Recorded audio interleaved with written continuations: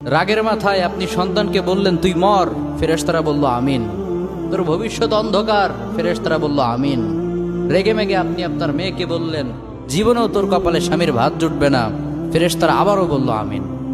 আচ্ছা, আপনি না সেই ব্যক্তি যে তার নিজের জীবনের চাইতেও সন্তানকে বেশি ভালোবাসেন?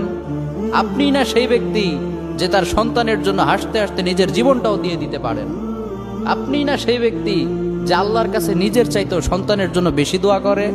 তাহলে কি করে নিজের হাতে নিজের সন্তানের এত বড় ক্ষতি করতে পারলেন? Doesn't make any sense. Common sense বলতে কিচ্ছু নাই আপনাদের? আপনারা কি জানেন না আপনাদের রাগের মাথায় বদদোয়া করাগুলো ফেরেশতারা আমিন বলে? দাওয়াতুল ওয়ালিদ আলা ওয়ালাদি, বাবা মা তার সন্তানের জন্য যেই দোয়া করে সেটা ভালো হোক কিংবা বদদোয়া হোক, আল্লাহ সেটাই কবুল করে নেয়।